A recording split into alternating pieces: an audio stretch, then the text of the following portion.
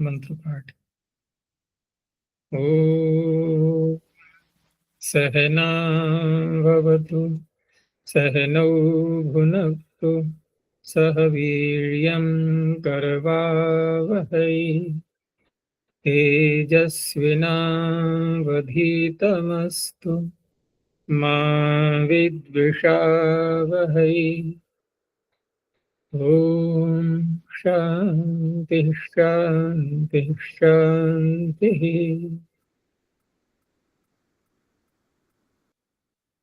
काशिका की 82वीं कक्षा, तृतीय अध्याय का द्वितीय पाठ प्रारंभ हो रहा है। कोई पिछले पाठ से प्रश्न है तो पूछो। आचार्य पृष्ठ संख्या 528।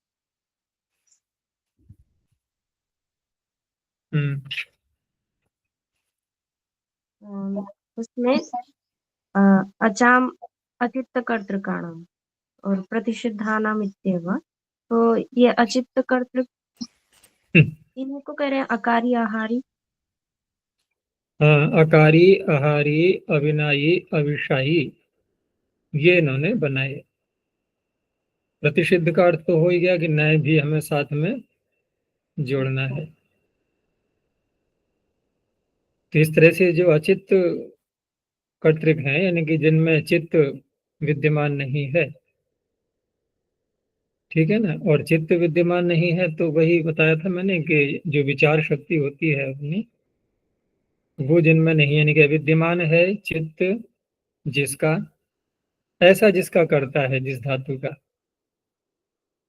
तो उस तरह से अर्थ लेंगे यहाँ पर। अब यहाँ अकारी आहारी अविनायी अविषायी, तो अकारी न करने वाला, एक हिंदी में वो सुना होगा, एक दोहासा है, अजगर करे न चाकरी। हिंदी पढ़ने वालों में आता है ना कोर्स में, स्कूल की पुस्तकों में, अजगर करे न चाकरी पंछी करे न काम, दास मलुका कह गए सबके दाता राम। सबके दाता राम है, तो अजगर कोई काम करता है क्या? फिर भी तो उसका जीवन चल रहा है। अजगर करे न चाकरी, चाकरी कहते हैं नौकरी को, नौकरी चाकरी शब्द सुना होगा, जोड़े के रूप में बोलते हैं। और पंछी करे न काम, पक्षी भी कोई कार्य नहीं करता है, लेकिन हमसे अधिक ताजे फल मिल जाते हैं खाने के लिए उनको। वृक्ष के ऊपर ही बैठ के खा लेते हैं। तो ऐसे किसी के लिए व्यवहार में कहीं आता है शब्द, ठीक है, क्योंकि यहाँ कोई वाक्य तो आएंगे नहीं, कोई वाक्य तो दिखाई नहीं जाएंगे, देखो यहाँ प्रयोग हो रहा है, लेकिन तात्पर्य वही होगा वार्तिककार ने जो कहा है ना कि अचित्त कर्तृकाण। अब वैसे हम देखें तो चित्त यदि सूक्ष्म शरीर के रूप में देखें तो वो तो प्रत्येक जीवात्मा का होता है जब तक कि वो मुक्त नहीं हो जाता है तब तक। फिर तो अन्य योनियों में जीवात्मा पहुंच गया है तो चित्त वहां भी है, लेकिन उस तरह से अर्थ नहीं लेंगे। या चिति संज्ञाने, यानी कि जो सोचने समझने की जिसकी शक्ति है, तो मनुष्य से अतिरिक्त अन्य प्राणी आ सकते हैं इसमें, उनके लिए कहीं पर यदि आ रहा है अकारी आहारी अविनायी अविषायी तो वहां ले सकते हैं इसको। उदाहरण उसका वाक्य तो नहीं दिखाया इन्होंने कोई भी यहाँ पर, लेकिन विपत्ति यही की है कि न विद्यते चित्तम अस्य, इस तरह से अर्थ लेंगे। अविभागी भूते कहा है आचार्य जी, तो ये केवल भूतकाल में ही होगा क्योंकि ये तीनों हाँ, कालों में ये ये भूतकाल में होगा, यानी कि जिसने पहले अभिभव कर दिया है किसी का, या जिसने पहले अपराध किया हुआ है। अपराध, अपराधी तो वास्तव में ये शब्द स्वयं ही बता रहा है, अपराध कर रहा है कोई, अभी सिद्ध नहीं हुआ है। न्यायालय में भी जब किसी व्यक्ति को लाया जाता है, जब तक वो ट्रायल पर रहता है परीक्षण के आधार पर, तब तक उसको अपराधी घोषित न करने का ही नियम होता है। वो भले ही है कि व्यवहार में कोई कहने लगे कि अपराधी है अपराधी है, लेकिन अपराधी शब्द यदि उसका ये प्रसिद्ध हो चुका है, इसका तात्पर्य उसने अपराध किया हुआ है। करेगा या कर रहा है उस समय नहीं, भूतकाल में होना चाहिए, ऐसे ही अन्य शब्दों में।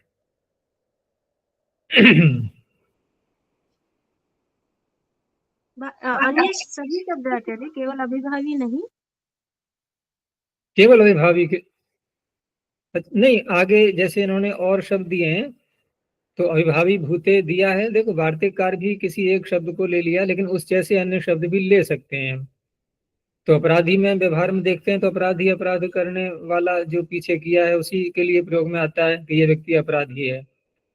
अपराधी है उसको नहीं कहेंगे अपराध करने जा रहा है, बल्कि पहले से ही सिद्ध हो चुका है कि अपराधी है।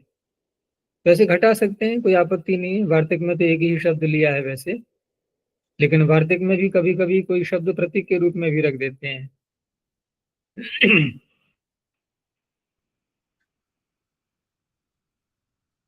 और आचार्य अगले प्रश्न में पदमंजरी में इसी सूत्र के अंतिम 3 वाक्य, पचाद्य अनुक्रमणम तो कौन से प्रश्न को?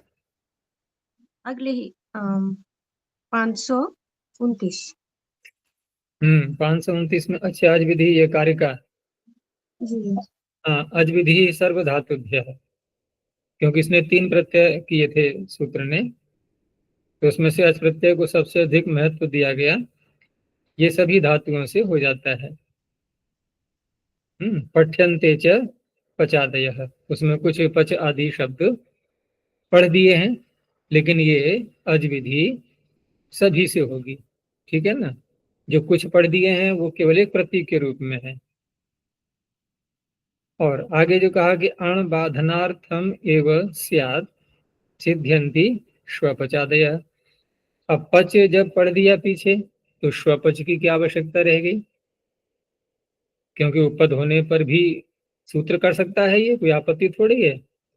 लेकिन क्योंकि उपपद का प्रकरण आगे आ रहा है, ठीक है ना, आगे एक भिन्न रूप में आ रहा है, वहां पर अलग उसका स्थान है, तो वहां जाकर के फिर हम सूत्र देखेंगे कोई, अगर उत्पद आ रहा है कोई धातु से पूर्व, तो ये अन्य स्थलों पर लगाने लगेंगे यहाँ के सूत्र। तो फिर भी यहाँ पर जो स्वपच आदि जो पढ़ दिए हैं शब्द, तो वो इसलिए है कि उपपद होने पर कर्मण्यण से अण की प्राप्ति होती है। ठीक है ना, उसको रोकने के लिए अणबाधनार्थम। प्रश्न ये रहा ना कि स्वपच क्यों पढ़ा? जब पच में अच प्रत्यय कर सकते हैं तो स्वपच में क्यों नहीं कर सकते? तो कहा ज्ञान की प्राप्ति होगी, यहाँ पर ऐसे नहीं कर पाएंगे, वो परे आ रहा है प्रकरण, वो बलवान कहलाएगा। पदमंजरी में इसी की पदमंजरी में अंतिम जो 3 वाक्य हैं,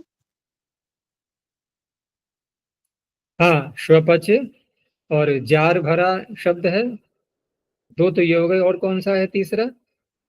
हाँ, ये पदमंजरी के अंतिम 3 वाक्य।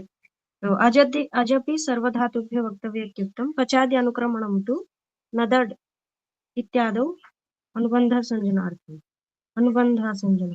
किसमें कह रही है? तो ये इसमें पद्मंजरी में? हाँ, इस सूत्र का अंतिम 3 वाक्य। अच्छा, पद्म तो बोलना चाहिए ना कि पद्मंजरी में। काशिका की पंक्ति देख रहा हूँ, कारिका की। हाँ, पद्मंजरी में जो दिया हुआ है कि पचाद्यनुक्रमणम तो नदड इत्यादौ अनुबंध आसंजनार्थम। क्योंकि जब ये बात कही ना कि अज सभी धातुओं से होता है, तो फिर प्रश्न ये खड़ा हो जाता है कि फिर आपने गणना की क्यों है कुछ शब्दों की भी? कुछ की भी क्या आवश्यकता रही जब हम असीमित ले रहे हैं इसको, सभी धातुओं से करने की छूट दी जा रही है, तो फिर गणना जितना भी किया है आपने वो भी अनावश्यक हो जाता है। तो कहा कि उसमें कुछ शब्द ऐसे भी हैं जिनमें अनुबंध लगाया गया है। नदड़ इत्यादि, पचादी का जो अनुक्रमण है, अनुक्रमण माने ये जो पाठ है, अनुक्रमण का तात्पर्य यहाँ पर गण के रूप में जो पाठ दिया गया है, तो उसमें नदड़ इत्यादि कुछ शब्दों में, सब में नहीं, अनुबंध आसंजनार्थम, अनुबंध लगाने के लिए है। और कर्मोपपदानाम युगपदानाम च, अब ये इसमें आ जाएंगे जार भरा और स्वपच आदि जो शब्द है ना, ये कर्मोपदानाम में, कर्मोपदानाम में जार भरा और स्वपच, ये 2 आ गई। युगपदानाम जो कहा गया उसमें ये जो मेष कोप आदि जो शब्द हैं जो पीछे आए हुए हैं पचादी में, ये आ जाएंगे। ठीक है ना? तो कर्मोपदानाम युगपदानाम से बाधक बाधनार्थम, ये यहाँ पर बाधक का बाधन करने के लिए इनका पाठ किया गया है। भले ही अच सब धातुओं से है, फिर भी, ठीक है ना, उसका उत्तर दे रहे हैं फिर भी, क्योंकि सूत्र चरितार्थ हो जाएगा पच आदि में। अब धातु आई मिश या कुप, तो जब कोई कहीं सूत्र कोई चरितार्थ हो जाता है तो अपवाद वाला उसको बल अधिक मिलता है, वो वहां लगेगा फिर, क्योंकि गुपद ही तो मांग रहा है, वो सारी नहीं मांग रहा है, ये मांग रहा है सारी। तो सारी मांग रहा है तो ये सूत्र अधिक उदार माना जाएगा, और उदार को दूसरे के लिए अवसर देना होता है, इसलिए वहां पर उसकी प्राप्ति होने लगती है फिर युगपद में। या कर्मोपपद होने पर भी आगे अण की प्राप्ति होने लगती है, तो इसलिए इनका पाठ यहाँ पर है। अनुबंधों का दिखाई दिया है, नदट आदि जो नदी आदि बनाते हैं, या देवट में देवी शब्द बनता है इत्यादि। देवट में दोनों बातें लिखी हैं इसमें कि देवट इति उभयार्थम, क्योंकि देवट में एक तो टकार अनुबंध के लिए पाठ करना आवश्यक था, दूसरा ये युगपद भी है, तो युगपद होने से क की प्राप्ति में भी यहाँ पाठ करना आवश्यक था। और अन्य शाम तो प्रपंचार्थम, अब जो अन्य रह गए पच वच वप वद आदि, ये सब प्रपंच, प्रपंच का तात्पर्य विस्तार, भले ही सब धातुओं से है फिर भी हमें उदाहरण के रूप में कुछ तो दिखाना ही होता है, उसी को प्रपंच कहते हैं, वो प्रपंच के लिए।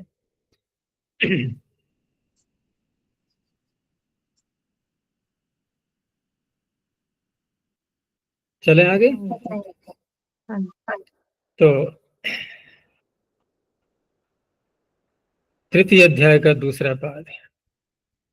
अब यहाँ से एक नए क्षेत्र में हम लोग जा रहे हैं, और पीछे जो अब तक सूत्र आए थे ये सामान्य रूप से विधान किया गया था प्रत्ययों का धातु से, और अब यहाँ पर जो विधान चलेगा ये प्रारंभ तो कर्म से कर रहे हैं हम, कर्म उपपद रहते हुए, लेकिन इसमें एक शब्द आगे और जुड़ जाएगा, सुपी। सुपी और कर्म, कर्मणि और सुपी, तो आगे बताएंगे उसके लिए। वहां ये प्रश्न हो सकता है कि जब सुबंत कह दिया तो कर्म भी तो आ गया उसमें, तो कर्म का क्योंकि बहुत प्रयोग होता है, अन्य जितने भी हम कर्म के अतिरिक्त अन्य सुबंतों को लेंगे तो उसकी दृष्टि से देखें तो कर्म कारक का जो सुबंत बनता है, कर्म कारक में जो शब्द सुबंत के रूप में आएगा उसका प्रयोग पर्याप्त मात्रा में होता है, इसलिए उसका फिर अलग से सूत्र बना दिया गया है। ये सबसे मुख्य है कर्म सारे सुबंतों में। अब अन्य जो सुबंत होते हैं वो कहीं कहीं प्रयोग में आते हैं, तो अब इनकी संगति लगाएंगे कैसे, क्योंकि आगे चल करके दोनों की निवृत्तियां साथ साथ चलेंगी, तो वहां पर जो धातुएं सकर्मक हैं वहां मुख्य रूप से हम सुबंतों में कर्म को लेंगे, और जो अकर्मक हैं वहां पर अन्य कोई कारक जो भी सरलता से लग सकता है वो लग जाएगा। तो कर्मण्यन, पहले कर्म की थोड़ी व्याख्या कर रहे हैं, ये एक बार चर्चा पीछे भी हो चुकी है इसके विषय में, कि त्रिविधम कर्म, कर्म तीन प्रकार के होते हैं, अर्थात धातु का जो प्रभाव पड़ता है किसी द्रव्य पर, क्रिया का प्रभाव किस पर पड़ेगा, क्रिया पर या द्रव्य पर, द्रव्य पर ही पड़ेगा, क्रिया पर कोई प्रभाव नहीं पड़ता, किसी क्रिया से दूसरी क्रिया प्रभावित नहीं होती है, वो अलग है, क्योंकि सारी क्रियाएं स्वतंत्र हैं, पृथक पृथक हैं, ठीक है ना। हर क्रिया, अब किसी क्रिया को दूसरी क्रिया ने अगर रोका है, जैसे गेंद भागती हुई जा रही है और पत्थर टकरा गया उससे, तो वो जो रुकना हुआ है वो क्रिया की समाप्ति हो गई पीछे वाले की, उसको प्रभाव नहीं बोलते हैं। लेकिन क्रिया को परिवर्तित कर दिया जाए ऐसा संभव नहीं है, क्योंकि ये जो सारी चीजें होती हैं, परिवर्तन, परिवर्धन, उत्पादन, ये सब चीजें द्रव्यों में घटती हैं। इसलिए कर्म को हम तीन प्रकार से देखेंगे अब, कि कुछ पदार्थ ऐसे होते हैं जहाँ की उनकी उत्पत्ति की जा रही है, वो भी क्रिया का कर्म बनेगा, उसे कहते हैं निर्वर्त्यम। निर्वर्तन माने उत्पादन, बनाना। तो एक यह है कि बनी हुई वस्तु है, कि हम बाजार से सब्जी ले आए और बनाने लगे उसको, तो क्या बना रहे हैं हम, वो तो पहले से बनी हुई थी, हम उसमें कुछ परिवर्तन कर रहे हैं, उसे कहेंगे विकार, ठीक है ना। तो विकारियम। और एक है कि न तो हम बना रहे हैं न उसमें कोई परिवर्तन कर रहे हैं, बस केवल उसकी उपलब्धि मात्र करनी है, तो वो क्या हो जाएगा, प्राप्त्यम। तो ईश्वर को देखें अगर जीवात्मा के लिए, तो जीवात्मा ईश्वर को क्या करता है अगर कर्म के रूप में लेंगे, वो निर्वर्त्य होगा या विकार्य होगा या प्राप्य होगा? प्राप्य के रूप में ही आएगा। तो प्राप्य में भी वहां प्रश्न हो सकता है कि वो तो सर्वव्यापक है, पहले से ही प्राप्त है, तो वहां प्राप्त का भी अर्थ क्या लेते हैं फिर? जानना, उसका ज्ञान होना। और इसीलिए फिर गति के 3 अर्थ किए जाते हैं, ज्ञान, गमन और प्राप्ति। ज्ञान और प्राप्ति को हम एक रूप में भी देख सकते हैं अगर मिलाना चाहें तो, ठीक है ना। अब गति के 3 अर्थ हैं और गति के 3 अर्थों में भी एक अर्थ गति है, एक प्रकार से देखें तो ज्ञान, और दूसरा बोला गमन। तो गमन क्या है? कि वो गमन वही है जिसके 3 अर्थ हैं, तो फिर 3 करेंगे यहाँ पर अब। तो अब यहाँ गमन का अर्थ बदल जाएगा। देखो, गमन और गति समानार्थक ही तो दोनों में भाव प्रत्यय है, लेकिन अब यहाँ गमन का अर्थ प्रसंग के अनुसार, क्योंकि हमने जो 2 भेद हैं उसके निकाल दिए ना, ज्ञान और प्राप्ति, तो गमन का अर्थ क्या रह जाएगा? मात्र सामान्य गमन। और सामान्य गमन का तात्पर्य होता है कि एक स्थान से दूसरे स्थान पर जाना, बस। तो इस तरह से ईश्वर के साथ में यहाँ पर जानना बस वही है कर्म के रूप में यहाँ। तो निर्वर्त्यम, विकार्यम, प्राप्यम च। और सर्वत्र, अब ये सूत्र इन 3 प्रकार के कर्मों में से कहाँ लगेगा? कि सभी जगह लगेगा, कोई यहाँ पर विशेषण तो दिया नहीं गया है। तो सर्वत्र कर्मणि उपपदे धातु रण प्रत्ययो भवति। अब उदाहरण भी इन्होंने तीनों के दिखा दिए पृथक पृथक। निर्वर्त्यम तावत, तो कुंभम करोति तो कुंभकारः, नगरम करोति इति नगरकारः। तो पूरा नगर भी बनाता है कोई मिस्त्री क्या? एक एक मकान को देखा है बनाते हुए, है ना।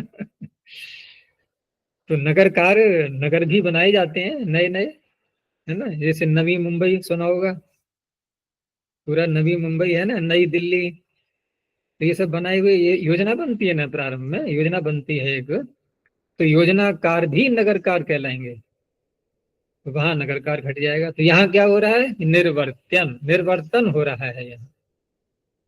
विकार्यम में कांडलावः शरलावः। अब कांडलावः शरलावः, ये काटने वाले कांड को या शर को, ये सब पहले से तैयार है, उसको केवल काट के लाना है, वही इसका एक विकार्य रूप हो गया, विकृत रूप हो गया उसका। फसल काटना आदि ये सब इसमें आ जाएगा, लकड़ी काटना, ये सब चीजें आ जाएंगी। और इसको और बढ़ाना चाहें तो जैसे हम भोजन पकाते हैं, ये सब क्या है? ये विकार्य ही तो है। ओदनम पचति, ये विकार्य है। प्राप्यम में वेदाध्याय चर्चा पारः, तो वेद को न तो बनाया जाता है, न उसमें कोई विकार हो सकता है, हम उसको केवल प्राप्त करते हैं। प्राप्त करने का तात्पर्य यहाँ पर उसको समझना। चर्चा पारः।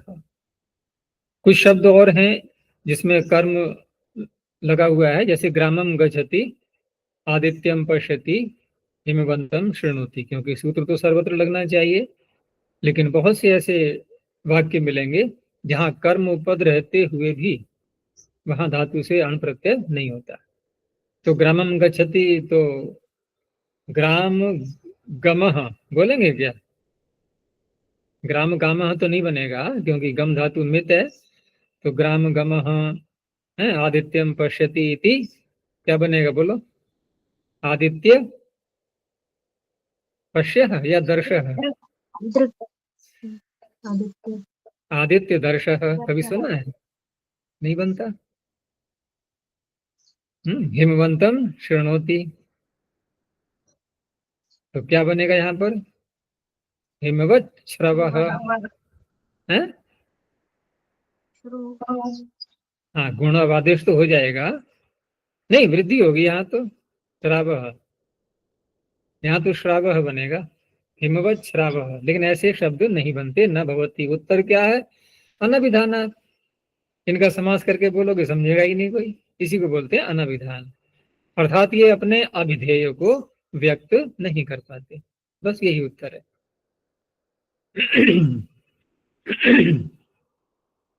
आगे वार्तिक दिया है, शीली कामी भक्ष्याचरेभ्यो वर्णः पूर्व पद प्रकृति स्वरत्वम च वक्तव्य। यहाँ अंतर किया है थोड़ा प्रत्यय में, वर्ण तो उतने ही हैं लेकिन आगे पीछे कर दिया है। अण का अगर अणकार प्रारंभ में ले लें तो क्या बन जाएगा, अणा। तो अण में और अणा में अंतर क्या है कि अण प्रत्यय करते हैं तो स्त्रीलिंग में टिड्ढाणे सूत्र लग जाता है, अणा प्रत्यय करेंगे तो स्त्रीलिंग में अजाद्य षष्ठाप लगेगा। एक तो ये अंतर आ जाता है, ठीक है ना। स्वर में भी, तो स्वर में कैसे अंतर आएगा,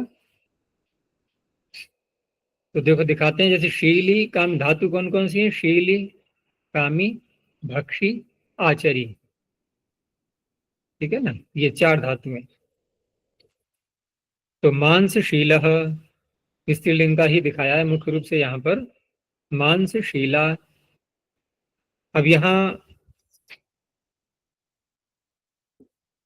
पर उपद समास किया जाएगा, तो उपद समास करके स्वर क्या प्राप्त होता है, मुख्य रूप से उपद समास करते हैं तो सामान्य सूत्र क्या है स्वर करने के लिए, गति कारकोप पदार्थ कृत, अर्थात कृदंत का स्वर रहता है वहां पर। और वार्तिक में क्या कहा गया, पूर्व पद का स्वर, पूर्व पद प्रकृति स्वरत्वम से। तो इस तरह से यहाँ पर ये अपवाद बन गया उसका, गति कारकोप पदार्थ कृत का, ठीक है ना। 2 कार्य वार्तिक ने किए हैं, एक तो अणा प्रत्यय करना जिससे कि स्त्रीलिंग में टाप कर सके, और दूसरा गति कारकोप पदार्थ कृत से जो स्वर प्राप्त हो रहा है उसका भी बाध हो जाएगा। तो सभी शब्दों में ऐसे देखेंगे, मांसशीला मांसशीला, मांस काम मांस कामा, मांस भक्ष मांस भक्षा, और आचरी आंग उपसर्ग पूर्वक, तो कल्याणाचार कल्याणाचारा, वृद्धि तो हो ही जाएगी। कम धातु में वो भी लगाएंगे साथ में, कमेरणी।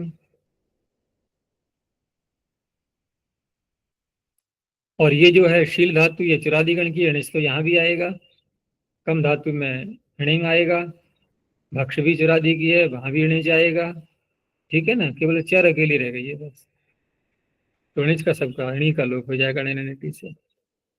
एक और दिया वार्तिक, ईक्ष शमिभ्याम च इति वक्तव्यम, ईक्ष और क्षम धातु, तो च इति वक्तव्यम, च क्या कह रहे हैं यहाँ पर, यानी पिछला जो वार्तिक है, अब मैंने कहा था ना एक बार कि वार्तिकों का भी एक क्रम होता है, कहीं कहीं पर पीछे से अनुवृत्ति ले लेते हैं, तो यहाँ पर भी ऐसा ही है कि पूर्व पद प्रकृति स्वर और अणा प्रत्यय। तो सुख प्रतीक्षा सुख प्रतीक्षा, बहुक्षम बहुक्षम। आगे वा मश्च, वे का हवा पढ़ दिया है, वे का हवा हो गया है, और माँ मांग माने का माँ है यहाँ पर। तो वे स्पर्धायाम शब्दे च वे तंतु संताने मांग माने इत्येतेभ्यश्च कर्मण निपदे अण प्रत्ययो भवति। अब देखो पिछले सूत्र ने सभी कर्मों के उपपद रहते हुए प्रत्येक धातु से अण प्रत्यय कर दिया। अब जो अन्य सूत्र कोई देंगे भी तो क्या तात्पर्य होगा उसका, कि कोई अन्य बाधक सूत्र बैठा हुआ है उसका बाधन करने के लिए। तो क प्रत्यापवाद आकारांत है सारी ये, इसलिए आत्मोपसर्गे का से क की प्राप्ति हो रही थी, यहाँ अण कर दिया है। अण करने से युकागम भी हो जाएगा, तो स्वर्ग वायः तंतु वायः धान्य मायः, बस और इसमें कुछ नहीं है विशेष। आत्मोपसर्गे कह, अब ये अपवाद आ गया इसका। तो आकारांतेभ्यो अनुपसर्गेभ्य, आकारांत भी लिया है लेकिन उपसर्ग नहीं होना चाहिए, अगर उपसर्ग लगाएंगे तो फिर अण प्रत्यय ही होगा। कर्मण्युपदे क प्रत्ययो भवति, अणोपवादः, तो गोदः कंबलदः आकार का लोप हो जाएगा, पार्षणित्रम अंगुलित्रम अनुपसर्ग इति किम, तो दा धातु से पूर्व सम लगा दिया है, और गो कर्म उपद रहते हुए, तो गो संदायः युगागम हो गया अण होने से, वडवा संदायः,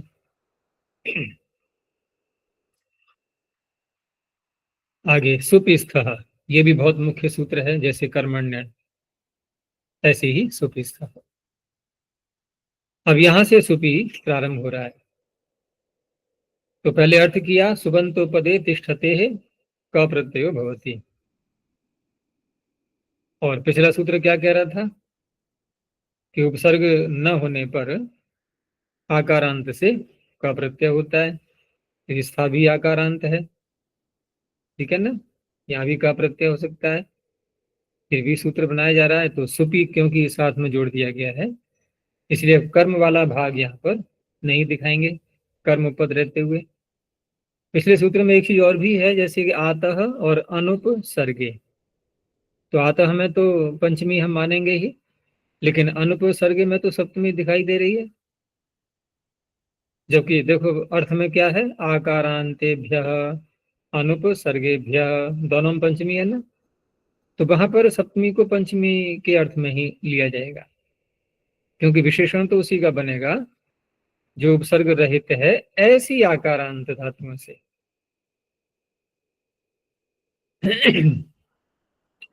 तो सुपिस्थ में स्था धातु का उदाहरण देते समय जो सुबंत लाएंगे वो कर्म नहीं होगा, कर्म होगा तो पिछला सूत्र लग ही जाएगा। तो समस्थ विषमस्थ, कौन सी व्यक्ति यहाँ पर है, अधिकरण सप्तमी, समे तिष्ठति इति समस्थः, विषमे तिष्ठति इति विषमस्थः। अब ये जो सूत्र है इतना मात्र सुपिस्थः, तो लग रहा है कि बहुत ही हम व्यापक भी बोल रहे हैं सूत्र को, और सूत्र में है क्या, केवल एक धातु पड़ी हुई है, तो व्यापकता कहाँ रही इसकी। तो इसमें योग विभाग भी किया जाता है इसका, अत्र योग विभाग कर्तव्य।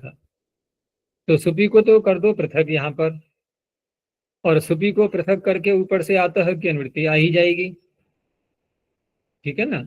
अब वहां पर क्या अर्थ बनेगा फिर कि सुपी आकारांतेभ्य क प्रत्ययो भवति।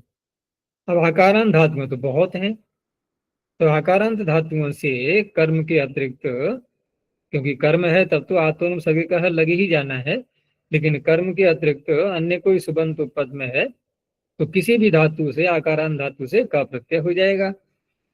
तो द्विपः पादपः कच्छपः ये सब शब्द बन जाएंगे, द्वाभ्याम पिबति इति द्विपः, पादाभ्याम पिबति इति पादपः, ऐसे ही कच्छपः, कच्छपः को क्या कहेंगे, कच्छप तो कछुआ होता है ना। और गुजरात में सुना है ना कच्छ की खाड़ी, कच्छ प्रदेश है वहां पर एक अलग भाग, तो क्या है वहां पर, क्या विशेषता है उसमें, कच्छ में समुद्र के पास में है ना, तो जल अधिक होता है, समुद्र के पास में है। तो करना विचार इसमें क्या रहस्य छिपा हो सकता है कि कच्छ से पीने वाला, या कच्छ किस रूप में लेंगे यहाँ पर, क्योंकि कछुए को बोलते ही हैं ये कच्छपः। तो कहने का तात्पर्य है कि हम जब योग विभाग कर लेंगे तो बहुत सारे ऐसे शब्द मिल जाएंगे हमें जहां पर हम का प्रत्यय आकारांत धातु से कर सकते हैं। लेकिन अब जब सुपी सूत्र ने सभी आकारांतों को ले लिया, तो स्थ जो धातु सूत्र अलग से बनेगा योग भाग करके, उसकी क्या आवश्यकता रहेगी फिर, ठीक है ना, ये प्रश्न रहेगा अभी, उसका उत्तर देते हैं आगे। तो कहा कि पहले तो योग भाग करके सुपी को अलग कर लिया, ततः स्थः इति, अगला सूत्र बन गया स्थः। अब इसका क्या अर्थ होगा कि स्थश्च सुपी का प्रत्यय होती, तो वही बात बोल दिए, तो जो अर्थ सुपी का निकला आकारांत होने से, तो आकारांत स्था भी है, तो इसलिए कहा कि किम अर्थम इदम, अब ये स्था तो निरर्थक हो जाएगा, इसकी क्या आवश्यकता रहेगी। तो अब आगे उत्तर देते हैं कि कर्तरी पूर्व योग, पीछे जो सुपी शब्द, सुपी जो सूत्र रहेगा और वहां पर आकारांत धातु से जब का प्रत्यय करेंगे तो वो तो हो जाएगा कर्ता में, क्योंकि आगे सूत्र आएगा ये कर्तरी कृत। जितने प्रत्यय हैं कृत संज्ञक, ये सारे कर्ता में होते हैं। तो कर्ता में होते हैं ये तो सामान्य रूप से, जब तक कोई विशेषता नहीं होगी रचना में सूत्र की, तब तक कर्ता में ही तो सारे होने हैं ये। अब क्योंकि ये सूत्र निरर्थकता की ओर जाने लगा, तो अब कुछ न कुछ विशेष जिन्न निकलेगा इसमें से तो वो यहाँ पर अर्थ निकल रहा है कि ये जो स्थ धातु है ना, स्था धातु से क प्रत्यय भाव में भी होता है। अब भाव में होता है, ये अर्थ कैसे लाते हैं? तो टुकड़े करके ले आए, देखो, है ना, टुकड़ा करके ये अर्थ निकल आया। तो अनेन भावेपि यथा स्यात्, तभी सार्थकता होगी इसकी। जैसे आकूनाम उत्थानम आकूत्थः शलभोत्थः। शलभोत्थः तो चलो हम देखते हैं यहाँ लोक में भी कि ग्रीष्म ऋतु में या कभी कभी ऐसे समय आते हैं कि आकाश में देखा होगा कि बहुत सारे शलभों की पूरी फौज की फौज उड़ती हुई आती है और फसल बर्बाद करके हुए निकल जाते हैं वो। तो उनका एक समय होता है, काल होता है। तो यहाँ पर उत्थान जो अर्थ है ना भाव में, वही इसका तात्पर्य है। तो शलभोत्थान माने शलभों का उत्थान। अब भाव में करेंगे ये, प्रत्यय तो का ही हुआ है, लेकिन आखुओं का उत्थान कब होता है? आखुनाम उत्थानम आखुत्थः। आखु किसे कहते हैं? आचार्य चूहा जो मोटा साइज का चूहा। हाँ, छोटे साइज के चूहे ही होते हैं ना, वो आखू हैं। तो कहीं कहीं तो बहुत होते हैं, जैसे मंदिरों में देखो ना, कुछ तो मंदिर ही ऐसे हैं जहाँ पर चूहों के ही कारण से उन मंदिरों की आय दिन प्रतिदिन बढ़ती चली जा रही है। वहां चूहों को देखने के लिए ही लोग जाते हैं, ठीक है ना, उनके साथ बैठते हैं, सेल्फी लेते हैं, वहां बैठ करके वो उनको खिलाते हैं, अपने आसपास में बिठा करके बीच में बैठ जाएंगे और चारों तरफ से चूहे, बहुत सारे वीडियो देखे होंगे ऐसे। और वहां पर तो वहां आंखों का उत्थान खूब होता है। एक महर्षि दान के समय में आंखू आ गया था एक, सारा जीवन ही बदल दिया उनका वहां पर आंखू ने ही उठा दिया उनको। स्वयं आंखू का उत्थान नहीं, आंखू ने उनका उत्थान कर दिया उल्टा तो इस तरह से भाव में करने, उसको चुचुंदर नहीं, छछूंदर अलग होता है। वो आकृति तो उसकी भी सांप जैसी ही होती है, लेकिन छछूंदर को थोड़ा अधिक घिनौना मानते हैं, क्योंकि वो नालियों में ज्यादा रहता है। जल, मतलब उसको जल भी चाहिए थोड़ा। नालियों में जैसे जल होता है ना, वहां छछूंदर निकल जाएगा वहां से होता हुआ। और उसका जो ऊपर का शरीर होता है ना, जैसे कि चूहे के शरीर का जो रंग होता है ऊपर का, थोड़ा क्या बोलते हैं उसको, कैसा कलर बोलेंगे? Brown colour grey grey grey colour कहेंगे। लेकिन उसका जो होता है ना छछूंदर का कलर, देखा होगा, वो कुछ मटमैला सा रहता है कुछ, और वो ज्यादा मात्रा में नहीं होते हैं, वो नालियों में से अधिक निकलते हैं और गंदे होते हैं वो चीज अलग है। अजय महर्षि को चुचुंदर देखा या आंखों? वो ठीक है, नहीं, उनको तो चूहा ही था वहां पर, लेकिन वहां की भाषा में किसी ने कह भी दिया हो छछूंदर, या किसी लेखक ने लिख भी दिया हो, तो आपत्ति नहीं है, क्योंकि वास्तव में तो वो चूहा का ही घटना कही जाती है, और चूहे ही घटना ये शब्द प्रसिद्ध भी है उनके जीवन में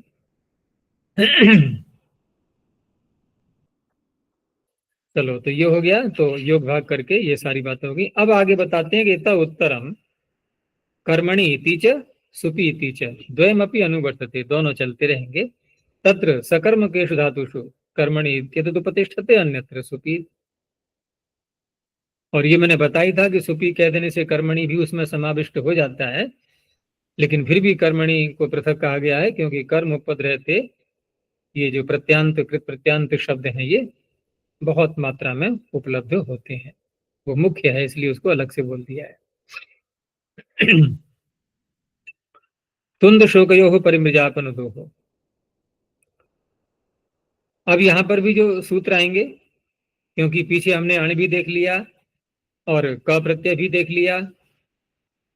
अण प्रत्यय तो सामान्य है, सभी धातुओं से प्राप्त है, और क प्रत्यय कुछ विशिष्ट धातुओं से प्राप्त है। फिर भी जो आगे अब सूत्र आ रहे हैं, तो वहां पर भी या तो कोई विशेषण साथ में जोड़ा जाएगा, जैसे यहाँ पर तुंद और शोक जोड़ा जा रहा है, ठीक है ना, या कोई धातु ऐसी ली जाएगी जिससे कोई अन्य प्रत्यय प्राप्त है, ये सारी बातें आगे आएंगी। तो तुंद शोकयो कर्मणो रूपपदयो परिमृजापनुदोर धातु का प्रत्ययो भवति। तो इस तरह से ये दो शब्द तुंद और शोक, और तुंद जब उपपद में होगा तो मृद धातु से पूर्व परि भी साथ में, ये सब विशेषण लग चुके हैं, इसलिए सूत्र बनाना हुआ है। तो तुंद परिमृज आस्ते, अब इन सारे विशेषणों को हटा दें हम, जैसे अन्य कोई उपपद में शब्द आ गया, या अन्य कोई उपसर्ग आ गया, या उपसर्ग आया ही नहीं, ये जब सारी स्थितियां आएंगी, यानी कि ये सूत्र का जब विषय नहीं बनेगा यहाँ, तो क्या करेंगे, कौन सा प्रत्यय करेंगे मृज से? अण करेंगे। फिर तो अण ही करेंगे, ये तात्पर्य है, इसलिए ये सूत्र आगे आ रहे हैं विशेष, क्योंकि क प्रत्यय करना है ना, और अण है सामान्य, तो अण के अपवाद माने जाएंगे ये। तो तुंद परिमृज आस्ते, जो केवल तुंद को ही, तुंद का ही परिमार्जन, पेट को मलते रहना, ठीक है ना। बड़े आकार में जब हो जाता है ना पेट, तो देखा होगा व्यक्ति का हाथ प्राय करके पेट पर जाता है बार बार। तो प्राय करके ये शब्द प्रयोग में आता है आलसी व्यक्ति के लिए, यानी काम तो कुछ करना नहीं चाहता है, बस पेट मलता रहता है, और काम नहीं करेगा तो तुंद का बढ़ना तो एक स्वाभाविक सी बात है। खान पान तो पूरा हो रहा है, परिश्रम हो नहीं रहा है, चर्बी बढ़ जाती है। तो तुंद परिमृजा हस्ते, और दूसरा शोकापनुदः पुत्रो जातः, शोक को दूर करने वाला पुत्र उत्पन्न हुआ है, तो यहाँ पर अप उपसर्ग पूर्वक। अब भारतीयकार ने कहा कि सूत्रकार ने जिस तरह से व्युत्पत्ति दी है, तो वहां अर्थ स्पष्ट इतना नहीं हो पा रहा है, इसलिए उसने कहा कि आलस्य सुखाहरण वृद्धि वक्तव्य, और स्पष्टता कर दी इसमें कि सर्वत्र प्रयोग में ऐसे नहीं आएगा कि तुम तो कोई अपना हाथ फिरा रहा है उस पर और आलसी नहीं है, अचानक कोई अन्य मालिश कर रहा है, मान लो कुछ भी कर रहा है, उसको भी हम कहने लगे, नहीं, आलस्य के कारण से, ठीक है ना। अगर कोई ऐसे शब्द प्रयोग में आ रहा है तो आलस्य अर्थ निकलेगा, नहीं आलसी है वो व्यक्ति। और शोकापनुदः में भी दो बातें हो सकती हैं, कि शोक को दूर करना, और इनके शोक को दूर किया और सुख की भी प्राप्ति कराई। एक ऐसी स्थिति है कि शोक को तो दूर करवा दिया है, अन्य कोई सुख आदि की प्राप्ति वाला कोई कार्य नहीं किया है, तो उसी अर्थ में लेना है सुखाहरण और वक्तव्य, नहीं, यानी कि सुख का आहरण भी उसमें होना चाहिए। तो आलस्य में तो ये उदाहरण बनी गया, यानी अलसस तुंद परिमृज उच्यते, और अन्य किसी अर्थ में, अन्य किसी प्रकार से प्रयोग करेंगे वो आलसी नहीं है, और तुंद का परिमार्जन कर रहा है, तो तुंद परिमार्ज एवं अन्य, वहां पर अण प्रत्यय ही हो जाएगा। ऐसे ही शोकापनुदाह में कि सुखस्य आहर्ता, सुख का आहरण करने वाला, तो वहां होगा शोकापनुदः, ठीक है ना, सुख को लाने वाला।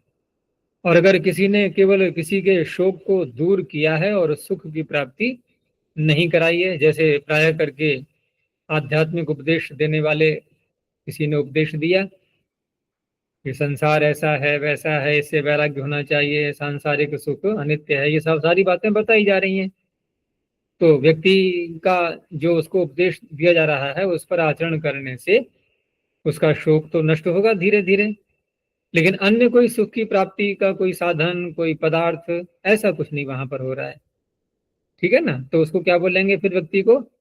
शोकाप नोदह, वहां पर अण प्रत्यय ही होगा। ये वार्तिककार का विचार है। आगे एक वार्तिक है, ये काफी प्रसिद्ध है, कि क प्रकरणे मूल विभुजादिभ्य उपसंख्यानम। इस क प्रत्यय के प्रकरण में बहुत से ऐसे शब्द हैं जहां पर क प्रत्यांत है वो, लेकिन सूत्र कोई उपलब्ध नहीं होता वहां प्रत्यय करने के लिए, तो इस वार्तिक के आधार पर हम मूल विभुजादि गण में उसको स्वीकार कर लेते हैं, ठीक है ना। जैसे मूल विभुज शब्द बना हुआ है ऐसे, तो मूलानि विभुजति इति मूल विभुजो रथ, मूल को भग्न करने वाला रथ। रथ के पहिए इतने नए बने हुए हैं, जब वो चल रहा है तो कूल यानी किनारे जो रास्ते बन जाते हैं उनकी मट्टी काटता हुआ, ऐसा नहीं कि उत्कृष्ट कोटि का रथ कोई। तो मूलानि विभजति इति मूल विभुजो रथः। अब यहाँ पर विभुज क्योंकि शब्द प्रयोग मिल रहा है, स्पष्ट है, गुण तो हुआ नहीं है, तो क प्रत्यय को ही मानना होगा। ऐसे ही नख मुचानी धनुषी, नख को दूर करने वाले, धनुष नख का मोचन करने वाले, तो बाण आदि के द्वारा ऐसा करने के लिए कहा गया होगा। तो कहने का तात्पर्य ये जो शब्द हैं सारे ये क प्रत्यांत स्वीकार करने हैं। ऐसे ही काक गुहास तिलाह, अब तिल हैं तो तिल यदि धूप में डाले भी जाएंगे तो कौवे आकर के सब खा जाएंगे उनको, तो उनसे छिपाना भी है उनको। तो काक गुहास तिलाह, काकों से छिपाने योग्य तिल। ऐसे ही कौ मोदते इति कुमुदम, बहुत प्रसिद्ध शब्द है ये, जो चांदनी में चमक रहा है तो कुमुद। तो इस तरह से ये जो शब्द हैं यहाँ क्योंकि गुण नहीं दिखाई दे रहा है तो क प्रत्यांत ये माने गए हैं। अब सूत्र तो इनका है नहीं कोई क प्रत्यय करने वाला, तो इसी वार्तिक से करते हैं यहाँ, इसलिए प्रसिद्ध है ये वार्तिक। आगे प्रेदाज्य, अब देखो दावर्जियां दोनों आकारांत हैं। अब ये संगति हमें लगानी है सारे सूत्रों की, ठीक है ना। हम लोग प्रथमावृत्ति में नहीं है, अब काशिका में है, तो हमें ये भी देखना होता है कि औचित्य सूत्र का है भी कि नहीं है, या क्यों है, क्या है। तो हकारांतों से तो हम का प्रत्यय कर चुके हैं, ये बातें प्रथमावृत्ति में कहाँ विचार करते हैं इतनी गहराई से, यहाँ सब देखना होगा हमें। तो फिर भी यहाँ पर पीछे जो किया है आकारांतों से का प्रत्यय, तो क्या माना गया है वहां पर, उपसर्ग नहीं होना चाहिए, आतोन उपसर्गे। तो अब ये सूत्र दे रहा है, ये तो उपसर्ग साथ में है ना, इसलिए कहा सोपसर्गार्थ आरंभ, उपसर्ग के लिए बनाया गया है। ददातेर जानातेष्ट धातु प्रेण उपसृष्टात् कर्मण्य पदे का प्रत्यय भवति अणुपवाद। अब क्यों है अण का अपवाद, क्योंकि पिछले सूत्र से तो का प्रत्यय हो ही नहीं पाता, वो तो उपसर्ग रहित होने पर करता है, तो मुख्य रह गया फिर अण प्रत्यय करने वाला, इसलिए अण का अपवाद बनाइए। तो सर्वप्रदः सर्वं प्रददाति इति सर्वप्रदः पंथानम प्रजानाति इति पथि प्रज्ञः, इस तरह से बन जाएंगे। का प्रत्यय होने से आकार का लोप हो गया।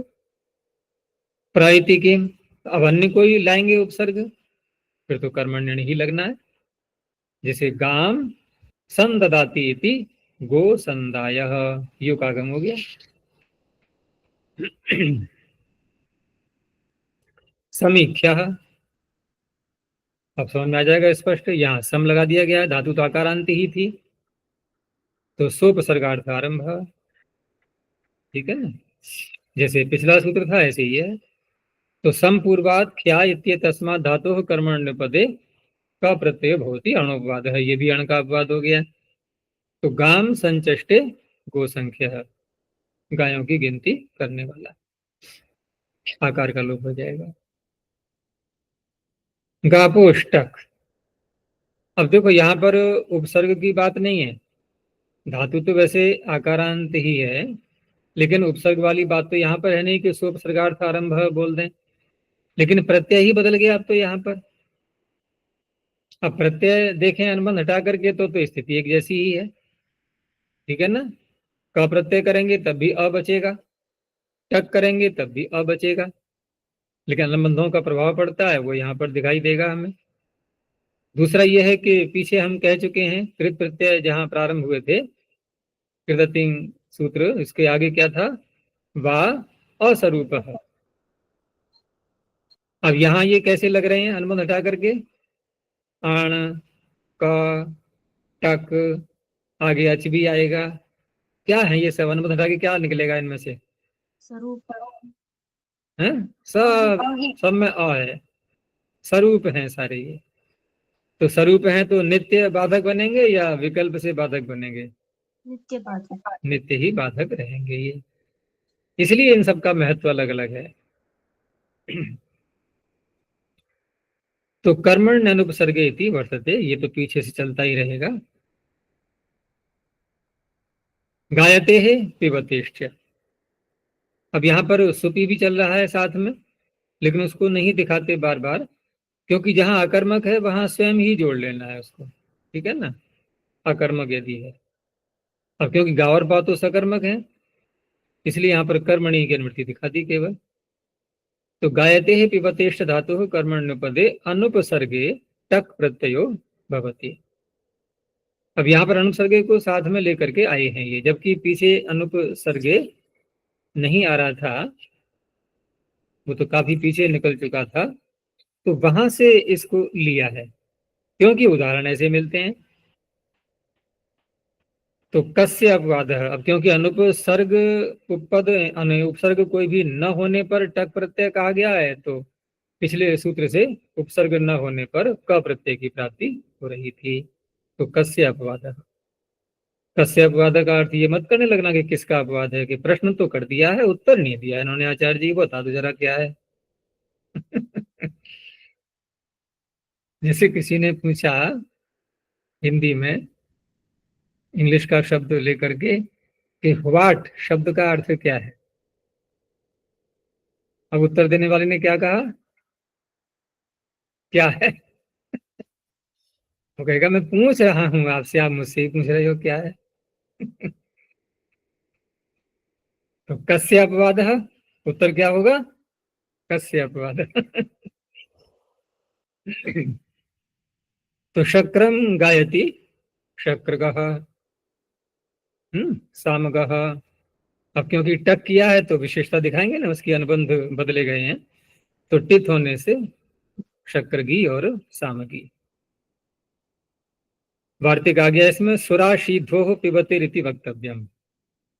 दो शब्द सुरा और शीधु, शीधु कहते हैं वो जो गन्ने का रस होता है ना, उसके लिए। तो इन दोनों शब्दों के पूर्व रहते हुए पा धातु से, ठीक है ना, पिबते ही कहा है, तो भ्वादिगण वाली पा धातु से ये टक प्रत्यय हो जाएगा, प्राप्त नहीं था किसी सूत्र से भी। तो सुरापह, सुरापी, शीधुपह, सुराशीध्वरिति किम, ये आपने विशेषण क्यों लगा दिए साथ में। तो कहा कि क्षीरपा ब्राह्मणी, यहाँ क्षीर शब्द पूर्व आ रहा है। अब क्षीर शब्द पूर्व आ रहा है तो ये वार्तिक किसका अपवाद है, या पिछले हम सूत्र को ही ले लें, कापुष्टक, ये किसका अपवाद था, क प्रत्यय का। तो फिर क प्रत्यय ही तो होगा यहाँ पर। अब तो क्षीरपा ब्राह्मणी में क प्रत्यय हुआ है, अब क प्रत्यय होने से स्त्रीलिंग में नीप तो हो नहीं पाएगा, तो टाप ही होना है। पिबती क्योंकि धातु भी वार्तिक में पड़ी हुई है, और सुरा और शीध को किसी अन्य धातु के साथ में जोड़ेंगे, तो जैसे कि ये जो पिबते में, ये तो भ्वादिगण वाली थी, लेकिन अदादिगण की पा ले लें तो वहां पर भी का प्रत्यय होगा फिर। तो सुराम पाती इति सुरापा। अब सुरापा का अर्थ हो गया सुरा की रक्षा करने वाली, और सुरापी का अर्थ हो गया सुरा को पीने वाली। तो रक्षा करना और पीना दोनों अलग अलग अर्थ हो गए, क्योंकि यहाँ क है तो टापी ही होना है, यहाँ तो ङीप हो नहीं पाएगा।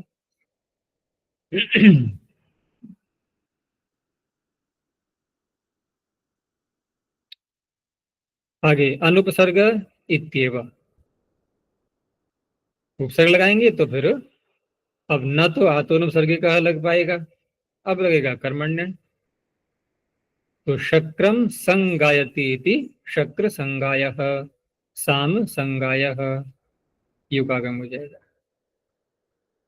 बहुलम छंदसी इति वक्तव्यम, छंद में बहुल करके ये टक प्रत्यय। तो इस तरह से अब यहाँ जो इन्होंने उदाहरण दिए थे, सुरापह, सुरापी, शीधुपह, शीधुपी आदि, ठीक है ना, लेकिन वेद में ये वैकल्पिक रूप में है, तो कहीं कहीं पाने जो कि उसकी है भ्वादिगण वाली, उससे क प्रत्यय भी मिल जाता है, क्योंकि ये तो वार्तिक टक ही करेगा ना वहां। तो ये तो उदाहरण दे दिया इन्होंने टक प्रत्यय वाला, जैसे या ब्राह्मणी सुरापी भवती, नई नाम देवा पतिलोकम नयंती। तो सुरापी ये जो शब्द है यहाँ पर, ये कौन सा प्रत्यय है, टक का हो गया ये, क्योंकि नीप दिखाई दे रहा है हमें। लेकिन अगला देखो, या ब्राह्मणी सुरापा भवती, नई नाम देवा पतिलोकम नयंती। अब यहाँ सुरापा लिखा हुआ है, तो टक प्रत्यय करेंगे तो सुरापा बनेगा नहीं, वो तो क प्रत्यय करेंगे तभी बनेगा। तो इस तरह से विकल्प बहुल करके हो जाता है वेद में। यानी कि धातु वो नहीं है, सुरापा का अर्थ यहाँ पर सुरा की रक्षा करने वाला नहीं है, पीने वाला ही अर्थ लेंगे। आगे हरतेरनुद्यमनेच, अब धातु ह्री है लेकिन अर्थ यहाँ पर साथ में ले लिया है अनुद्यमन। अनुद्यमन किसे कहते हैं? उद्यम और उसका नए समास करके उद्यमन और अनुद्यमन। तो उद्यमन अर्थात उद्यम पुरुषार्थ, प्रयत्न या पुरुषार्थ, और अनुद्यमन का तात्पर्य है कि बिना ही पुरुषार्थ के कोई कार्य कर लेना, उस तरह से ये अर्थ निकलेगा यहाँ। तो हरदेर धातुर अनुद्यमने वर्तमानात् कर्मण निपदे अच प्रत्यय भवति। अब प्रत्यय यहाँ पर बदल गया। तो अब तक हमने कितने प्रत्यय देख लिए? अण देख लिया, क देख लिया, टक देख लिया, अब ये आया अच, चौथा प्रत्यय। अनुबंध हटा करके इसका भी वही शेष रहेगा। तो ह्री धातु से अनुद्यमन अर्थ में, ठीक है ना, अनुद्यमने वर्तमानात् कर्मण्युपदे अच प्रत्यय भवति अणोपवादः, क्योंकि ह्री धातु से और तो कोई सूत्र पीछे आया नहीं है। अण के अतिरिक्त अन्य कोई प्रत्यय करने वाला, अन्य प्रत्यय में जो क है या ट है या टक है, इनमें कोई सूत्र ऐसा है ही नहीं जो ह्री से कुछ कर पाएगा, तो अण की ही प्राप्ति थी। उद्यमनम उत्क्षेपणम, उद्यमन का अर्थ किया इन्होंने उत्क्षेपण। अब उसका उल्टा कर दो, अनुद्यमन, इन ऊपर को उठाना, ये तो उद्यमन हो गया। तो अंशम हरति इति अंश हरः रिक्त हरः। अब किसी को अपना अंश ग्रहण करना है, भाग, हिस्सा, जो बंटवारे में जैसे मिलता है, माता पिता बंटवारा करते हैं, तो क्या वो पुरुषार्थ किया उसने? वहां पर कुछ भी नहीं, ग्रहण कर लिया। तो ऐसे अंश का ग्रहण करने वाला, लेने वाला, तो ये अनुद्यमन हो गया, अंश हरः। ऐसे ही रिक्त भी उसी को बोलते हैं, रिक्त हरः, रिक्त को लेने वाला, अपने भाग को लेने वाला। अनुद्यमन इति किम भारहारः, अब क्योंकि उद्यमन का अर्थ अनुक्षेपण किया था, भार को उठा रहा है ऊपर, तो भार को उठा रहा है, ये उद्यमन हो गया। यहाँ पर अब अण प्रत्यय हो जाएगा, अन्य कोई सूत्र है नहीं प्रत्यय करने वाला, तो भार हारः। वार्तिक में कुछ और शब्द यहाँ दिए हुए हैं कि अच प्रकरणे शक्ति, लांगुल, अंकुश, यष्टि, तोमर, घट, घटी, धनुषु, ग्रहे रूप संख्या नाम। धातु तो रही ग्रह, और उपपद में कौन कौन से शब्द होने चाहिए वो इन्होंने सब प्रारंभ में गिना दिए हैं। तो गृहणाति गृहणाति करके व्युत्पत्ति होती चली जाएगी, जैसे शक्तिम गृहणाति इति शक्ति ग्रह, ऐसे ही लांगल ग्रह। तो प्रत्यय यहाँ पर जो अच किया जा रहा है, तो अच प्रत्यय करके कोई परिवर्तन तो धातु में होना नहीं है, और चित होने से चितः से अंतुदात भी हो जाएगा। अंकुश ग्रह, यष्टि ग्रह, तोमर ग्रह, घट ग्रह, घटी ग्रह और धनुर्ग्रह। एक शब्द और लिया है, सूत्र, लेकिन साथ में अर्थ दिया कि सूत्रे च धारी अर्थे। सूत्र उपपद रहते हुए ग्रह धातु से जब अच प्रत्यय करेंगे, तो ग्रह का अर्थ वहां पर ग्रहण करना, इसको ऐसे केवल सामान्य रूप में नहीं लेना, अपितु धारण करने अर्थ में लेना है। तो सूत्र से तात्पर्य यहाँ पर यज्ञोपवीत, ठीक है ना। तो सूत्रम गृह्णाति इति सूत्र ग्रह, अष्टाध्यायी के सूत्र पकड़ने वाला नहीं। तो सूत्र ग्रह, सूत्रम धारयति इत्यर्थः। और अन्य यदि कहीं सूत्र कुछ और अर्थ में लेना है तो सूत्र ग्राह बनेगा उसका, सूत्र ग्राह एवं अन्य, वहां पर अण प्रत्यय हो जाएगा। अब इसी ग्रह धातु, नहीं ये तो हो गया, ह्री धातु जो चल रही है, तो उसके लिए आगे कहा कि वयसी च, पीछे कहा हरते अनुद्यमने, वहां अनुद्यमन अर्थ था, और यहाँ है वयस। तो वयस से तात्पर्य, वयस किससे कहते हैं? देखो, एक तो हम प्रयोग करते हैं कि आपकी आयु कितनी है, और कहीं कहीं बोलते हैं कि आपकी वयस अवस्था कितनी है। तो दोनों में थोड़ा सा भेद रहता है। आयु से तात्पर्य होता है कि सती मूले तद विपाको जात्यायुर्भोगा है, हमारे कर्माशय के आधार पर परमात्मा ने जो हमें जाति भोग और आयु दी है, तो वहां आयु से तात्पर्य होता है एक संपूर्ण हमारा जीवन। ठीक है ना, जितने जितने समय तक हमें यहाँ रहना है संसार में, वो पूरा काल कहलाएगा आयु। और वयस का तात्पर्य होता है कि हमने अब तक कितना समय बिता दिया, कितना समय हमारा बीत चुका है। तो यदि हम किसी से पूछें कि आपकी आयु कितनी है, तो और वो उत्तर दे अपना वर्षों में कि मैं इतने वर्ष का हो गया, तो प्रश्न वहां पर गलत कहलाएगा। अगर हम वैसे सूक्ष्मता से देखेंगे तो वहां प्रश्न क्या बनेगा कि आपकी वयस कितनी है, आपने कितने वर्ष बिता दिए हैं अपने जीवन के। तो वही अर्थ यहाँ पर लेना है वयस का। आचार्य, लेकिन आपने कहा ना ईश्वर ने आयु ईश्वर के द्वारा निर्धारित नहीं होता है।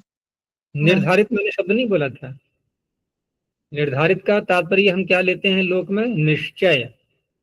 तो अगर हम घटाना भी चाहें इसको, अगर निर्धारण किसी ने बोल भी दिया, तो आपत्ति हमें हम उठाएंगे तो हम समझ नहीं पा रहे हैं विषय को। इसलिए देखो, हमारा कर्माशय का निर्धारण कर दिया है, ये तो निश्चय है, क्योंकि ये तो मृत्यु के समय ही निश्चय हो जाता है। जब मृत्यु काल आ रहा होता है किसी मनुष्य का, तो उस अवस्था में व्यास के भाष्य में स्पष्ट दिया हुआ है कि मृत्यु के समय में परमात्मा हमारे उस जन्म में किए हुए सारे कर्म और पीछे संचित खाते में जितने पड़े हुए हैं अनंत योनियों के जो अभी अनभोगे कर्म हैं सारे, उन सबको इकट्ठा करके उसमें से फिर कुछ कर्मों का चयन, यानी कि अभी जन्म नहीं हुआ है दूसरा, लेकिन तैयारी तो हो रही है ना पूरी, अब यहाँ से निकलना है और अन्य योनि में जाना है। तो अन्य योनि में जाने की तैयारी पहले से होती है ना, पहले से तैयारी हो रही होती है। तो पहले से तैयारी का तात्पर्य मृत्यु के समय में तैयारी, वही पूर्व तैयारी कहलाएगी। तो वहां परमात्मा हमारे पूरे कर्मों में से उस जन्म में किए हुए और अन्य जो भी संचित खाते में है, उनमें से कुछ कर्मों का निश्चय करता है कि इन कर्मों का फल अगली योनि में इसको भोगवाना है। ठीक है ना। तब उसके लिए कौन सी योनि, वो जाति हो गई। कितनी आयु में ये भोगे जा सकते हैं ये ईश्वर को पता है। ठीक है ना, वो हो गया।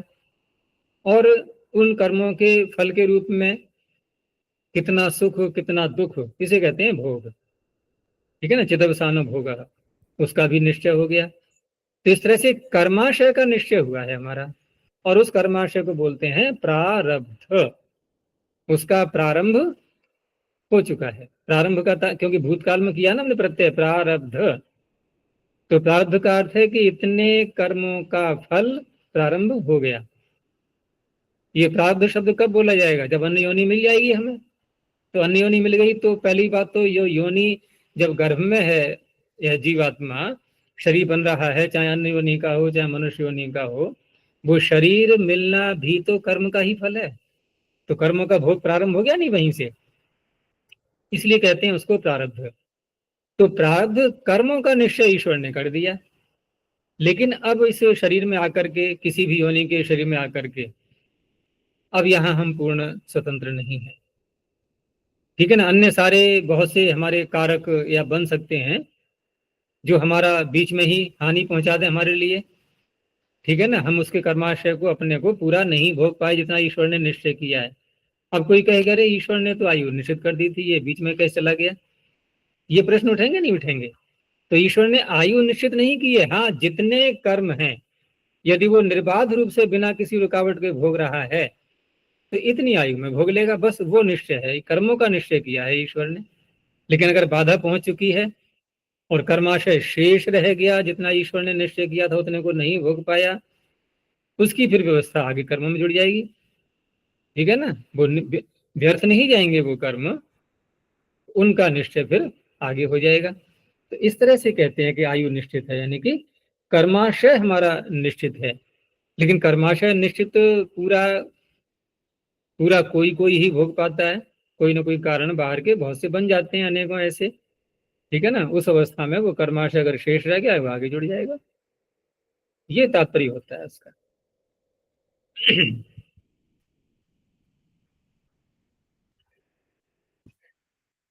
तो वयसीच में हम देख रहे थे कि वयसी गम्यमाने, अवस्था का द्योतन होगा यहाँ पर, तब ये अच प्रत्यय करेगा सूत्र।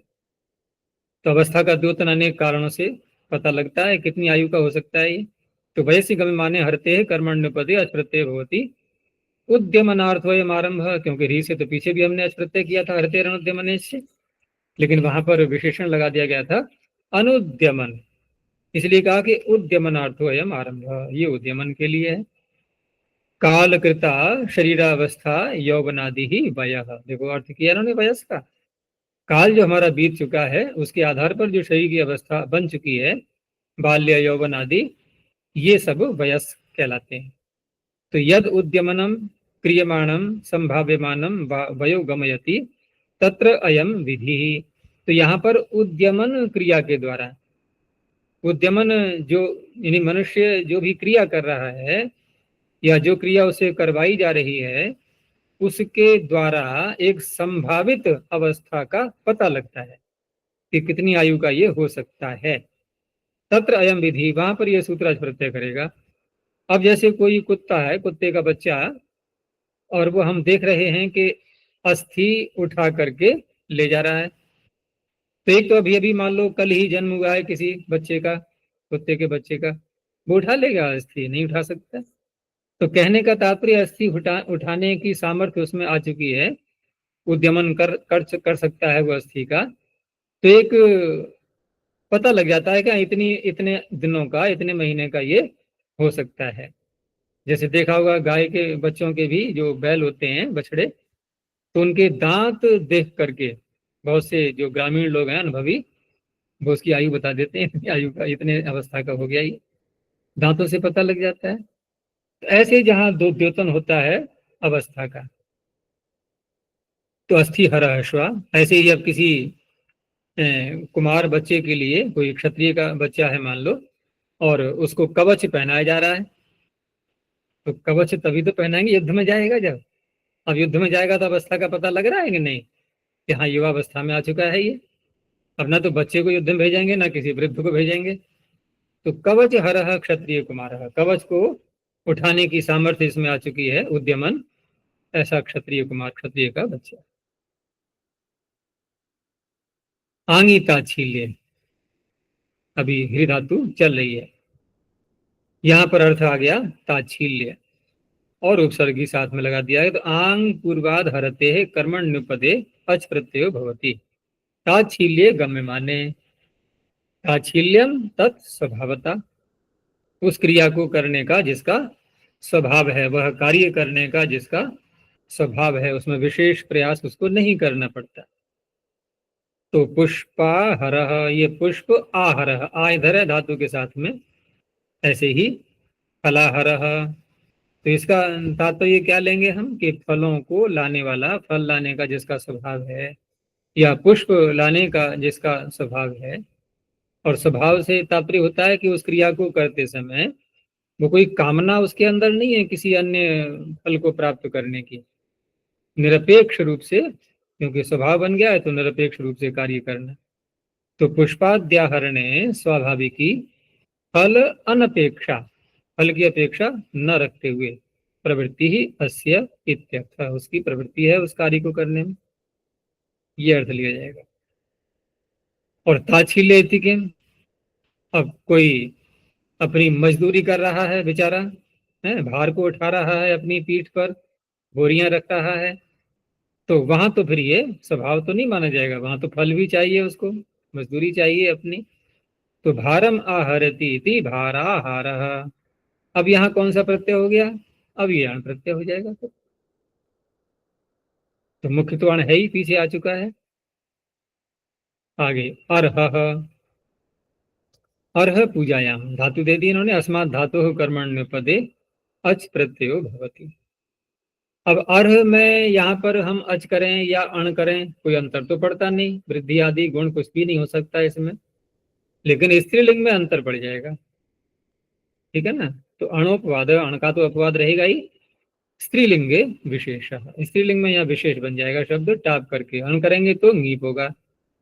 तो पूजा रहा, गंधा रहा, माला रहा, और पुल्लिंग में पूजा रहा, गंधा रहा, वहां तो कोई अंतर नहीं पड़ता है, अण करें या अच करें, लेकिन करेंगे तो यही जब सूत्र बन गया है तो करेंगे तो यही, लेकिन प्रभाव इसका दिखाई देगा स्त्रीलिंग के शब्दों में।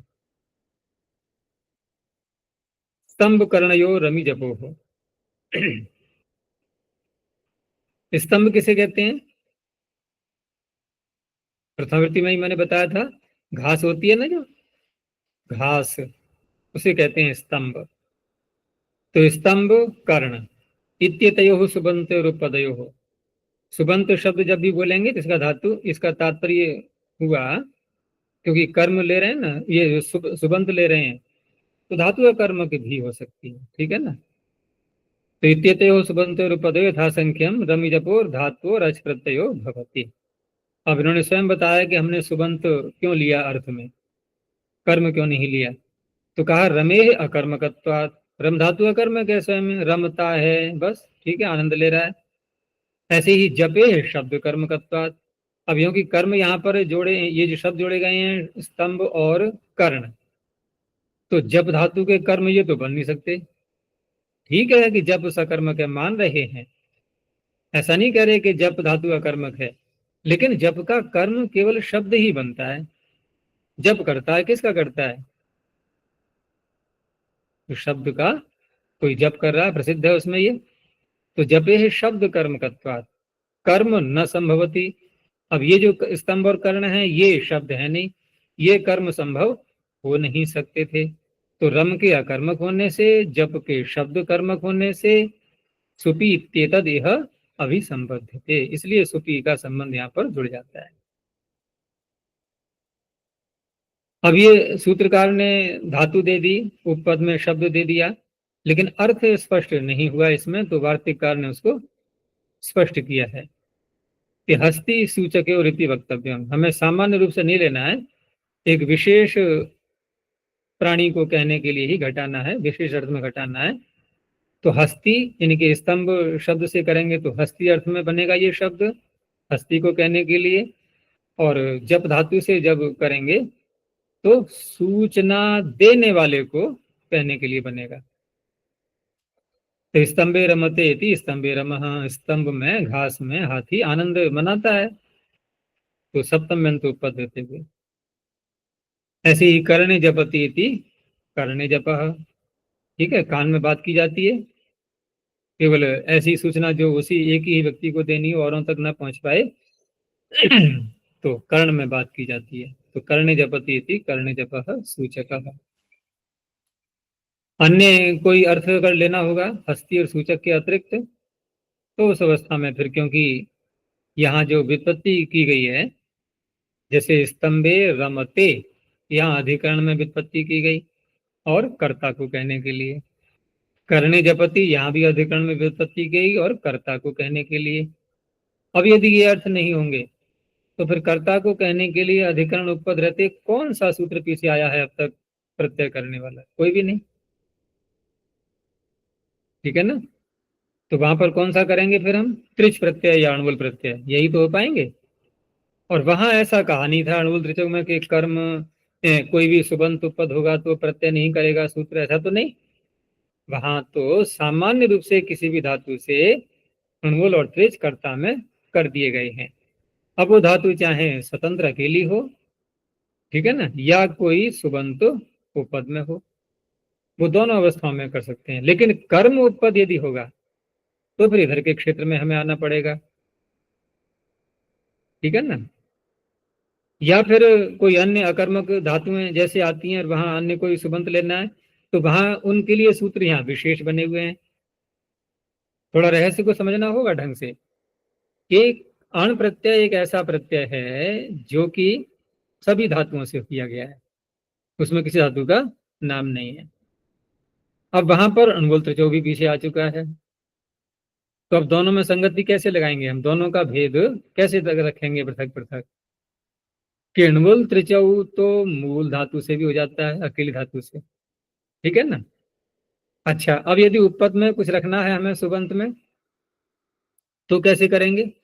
क्योंकि तत्रोपदम तो सूत्र और पीछे आ चुका है ना, हम ये भी आपत्ति नहीं कर सकते कि अणुवल त्रिचौ में हम उपपद अर्थ कैसे ले लेंगे, क्योंकि वो तो पहले आ चुका है उपपद संज्ञा करने वाला। तो तो कोई भी सुबंत यदि उपपद में है तो वहां पर कर्म के अतिरिक्त यदि कोई अन्य सुबंत है, ठीक है ना, कर्ता में तो ये भी हो रहे हैं, कर्ता में वो भी हो रहे हैं, तब लगाएंगे, हम बोलते चौ सूत्र, ठीक है ना। कर्म उपपद में है तो कर्मण्य लगेगा। यहां तक आ गए। अब अन्य कोई सुबंत उपपद में है कर्म के अतिरिक्त, तो वहां करने के लिए जो अन्य प्रत्यय आए यहाँ पर, सुपीस्था से जो प्रारंभ हुए थे, तो वहां पर विशेष विशेष धातुओं से या विशेष उपपद में रहते हुए सूत्र बनाए गए हैं। सामान्य सूत्र है कोई ऐसा? अकेला जो सुपी सूत्र को अलग से किया भी था, सुपीस्थ सूत्र का योग भाग करके, तो वहां भी सामान्य उसको ऐसे नहीं छोड़ा गया, खुली छूट नहीं दी गई थी, वहां आकारांत साथ में जोड़ दिया गया था आकारांत धातु से। तो ऐसी अवस्था में फिर हम कहाँ जाएंगे? अणुवल त्रिचौ के पास में। जैसे कि यहाँ स्थिति ऐसी बन गई कि हस्ती और सूचक अर्थ नहीं है, ठीक है ना, घास में कोई रमण कर रहा है लेकिन कोई और है, हाथी नहीं है वो, तो वहां पर त्रिच प्रत्यय करेंगे स्तंभे रंता। अब उस अवस्था में क्योंकि वहां उपपद का अधिकार कोई ऐसा नहीं रखा गया है, अणुवल त्रिचौ आदि सूत्रों में, अणुवल त्रिचौ में कहीं पर सुपी की या कर्मणी की कोई अनुवृत्ति आ रही है? कहीं से भी कुछ भी नहीं आ रही है। तो वहां पर उपपद जब नाम ही नहीं है उसका, ठीक है ना, तो बस समास कैसे करेंगे हम? स्तंभ में रमण करने वाला, तो स्तंभे का रंता के साथ में हो जाएगा समास? नहीं हो सकता। क्यों नहीं हो सकता? क्योंकि स्तंभ का उपपद नाम ही नहीं है। क्यों नहीं है नाम? क्योंकि सप्तम्यंत हो तो नाम बनेगा, और वहां सप्तम्यंत बोल करके किसी का अधिकारी नहीं है उन सूत्रों में, आदि सूत्रों में। तो ये पृथक पृथक बोले जाएंगे, स्तंभे रंता। ऐसे ही करने जपिता मशका, मच्छर कहाँ जप करता है? देखो, जप तो वो हर जगह करता है। जप का तात्पर्य उसमें जो शब्द निकलता है उड़ते समय, उसके पंखों से जो ध्वनि निकलती है, तो ध्वनि तो वो जहां उड़ेगा वहां निकलेगी ही, लेकिन वो इतनी अल्प मात्रा में होती है कि हमें श्रवण होता है उसका कान के पास आकर के। क्योंकि ये मच्छर ऐसे होते हैं, ये कान में ही आवाज करते हैं। अरे आवाज तो सब जगह करते हैं, हम पकड़ेंगे कहाँ पर उनको? क्योंकि और लोग देखो बोलते हैं तो हम तो दूर से पकड़ लेते हैं, वो तो कान में नहीं बोलते। लेकिन मोबाइल जब सुनते हैं तो, अगर स्पीकर पर नहीं डाला है उसको, तो कान में लगाते ही लगाते हैं। क्योंकि मोबाइल कान में ही बोलता है। अरे बोल तो बाहर भी रहा है वो, लेकिन हमें सुनाई तो दे जाए। जब ध्वनि कम है तो कान के पास में, तो मच्छर की ध्वनि ही इतनी कम है बेचारे की, क्या करे, उसके पंख ही इतने हल्के हल्के हैं, वो तेज ध्वनि कैसे निकालेगा? हाथी जैसे कान तो है नहीं उसके, कानों के आकार के पंख के फड़फड़ाए तो जोर से आवाज निकले। इसलिए कहते हैं कि करने जपिता मशक, मशक जो है वो और गले में वो मल है ना, उसके दुर्गंध के कारण भी है। बार बार आता है। बार बार तो देखो शरीर पे आएगा ही वो शरीर के हर अंग पे बार बार आएगा, लेकिन कान के पास से होता हुआ निकलता है तो आवाज आ जाती है बस। तो हमें लगता है कि कान पर ही आ रहा है, ऐसा नहीं है। कान पर आते ही हमारा हाथ तुरंत ऐसे करके हटाने को जाएगा। अन्य किसी अंग पे आता है तो नहीं हटा पाते, क्योंकि पता ही चलता है जब तक काट न ले वो। और काटने के बाद भी देखो मच्छर में क्या विशेषता परमात्मा ने रख दी है कि उतना हल्का शरीर उसका बनाया है कि कहीं पर त्वचा पर बैठता है तो भार उसका होता नहीं, कुछ भी पता चलता नहीं कि बैठ गया है। हाँ, कुछ मच्छर बड़े आकार के होते हैं, उनका पता तो लग जाता है, लेकिन हल्का सा मच्छर है उसका पता नहीं लगता। अच्छा, अब उसने डंक भी मार दिया उसमें, ठीक है ना, अपना डंक है वो शरीर के अंदर डाल दिया है, अब भी नहीं पता लगेगा। नहीं तो इंजेक्शन की सुई लगाते हैं, कितना दर्द होता है उसमें, थोड़ा सा पता लगता है, लेकिन मच्छर के डंक का नहीं पता लगेगा। बहुत हल्का सा वो प्रवेश करता है अंदर, बहुत सूक्ष्म होता है। अच्छा, अब वो जो है उसका जो रस उसने छोड़ दिया उसमें, वो अंदर वैसे तो रस छोड़ता नहीं है वो, उसके जो डंक है ना उसी में ही कुछ ऐसा केमिकल ईश्वर ने लगा रखा है कि उसका स्पर्श होते ही उसका प्रभाव हमारे शरीर पर आएगा रक्त में। वो तो अपना रक्त खींच रहा है सिरिंज की तरह, वो तो रक्त खींच रहा है, लेकिन इतनी देर में भी हमें पता नहीं लगेगा। अब जहाँ 4-5 सेकंड बीत जाएंगे, जब खुजली मचना प्रारंभ होगी, तब हमारा हाथ वहां पर जाएगा। और हाथ जाने में भी ईश्वर ने ऐसी व्यवस्था कर रखी है कि मच्छर को दूर आती हुई वस्तु का, क्योंकि जब कोई वस्तु पास में आ रही होती है तो वायु का वेग होता है, वो वायु का वेग जरा सा उसको लगता है कि हाँ कुछ आ रहा है मेरे पास में, तुरंत उड़ जाएगा। ठीक है ना, मच्छर पकड़ में आता नहीं है ऐसे। और कोई घात लगा के बैठा है मच्छर को पकड़ने के लिए, बात अलग है। तो करने जपिता मशक्कत। बहुतों ने तो काव्य लिख रखे हैं मच्छर के ऊपर, है ना। मच्छर, खटमल, कवियों की तो कल्पनाएं बहुत विशेष होती है ना। तो मशक शतकम या खटमल का भी मत कोण। चलो आगे देखते हैं। शमी धातु हो संज्ञायाम। अब यहाँ पर संज्ञायाम शब्द साथ में जोड़ा है इन्होंने, तो संज्ञा में ही ये सूत्र लगेगा। शमी उपदे धातु मात्रात। अब यहाँ देखो धातु मात्रात, धातु का अधिकार होने पर भी दोबारा जो धातु कहा गया है उसका भी बताएंगे प्रयोजन आगे।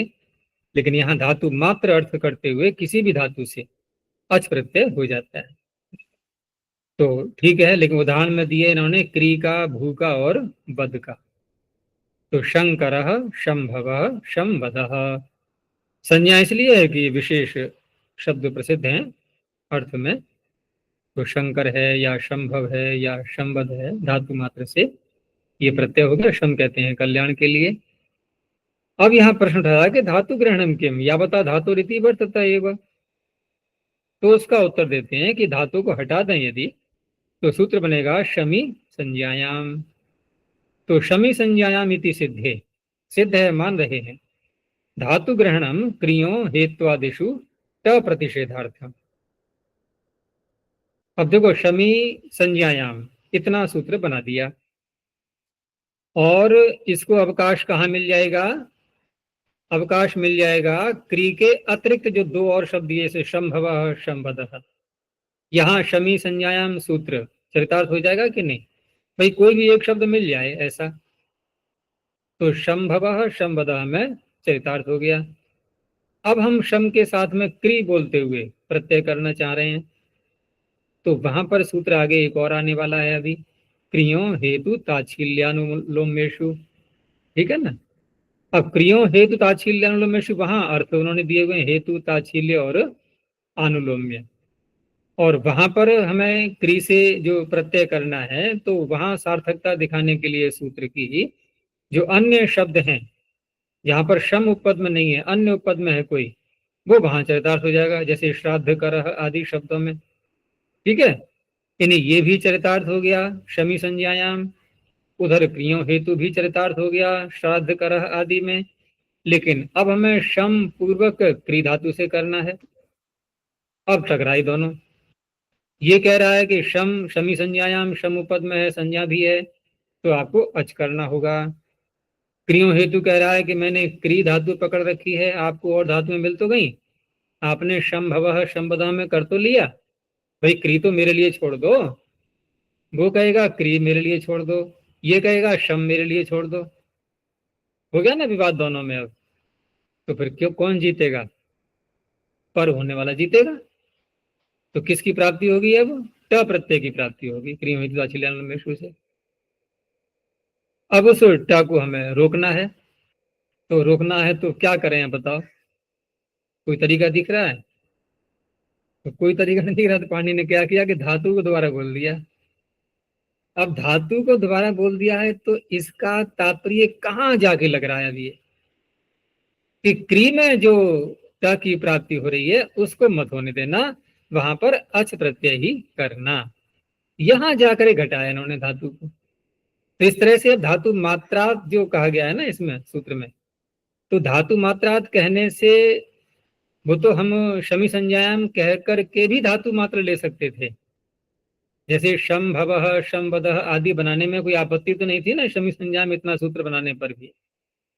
धातु कहने से धातु मात्रा अर्थ निकल रहा है, ये तात्पर्य नहीं है, धातु मात्र तो हो ही जाना था। इनके इस अर्थ में जो धातु मात्रात शब्द है, ये धातु का अर्थ मत लगाना। सूत्र में आए हुए धातु का अर्थ धातु मात्रात नहीं है, ये मैं कहना चाह रहा हूं। वो धातु का अधिकार होने से ही निकल आएगा। फिर भी धातु मात्रा कहा गया है, वो केवल इसलिए है कि क्री धातु से ट प्रत्यय न हो जाए। इसीलिए अंत में कहा कि धातु ग्रहणम क्रियो हेत्वादिषु ट प्रतिषेधार्थम, ट को रोकने के लिए। तो शंकरा नाम परिव्राजिका। अब यहाँ पर ट में और अच में अंतर क्या रहेगा कि अगर ट कर देते हैं तो फिर टिड्ढाने लग जाएगा, अच करेंगे तो अजात दृष्टाप लग जाएगा। तो अच करने से शंकरा बन गया। शंकरा नाम परिव्राजिका, नाम है, संज्ञा में तो करेगा ही ये।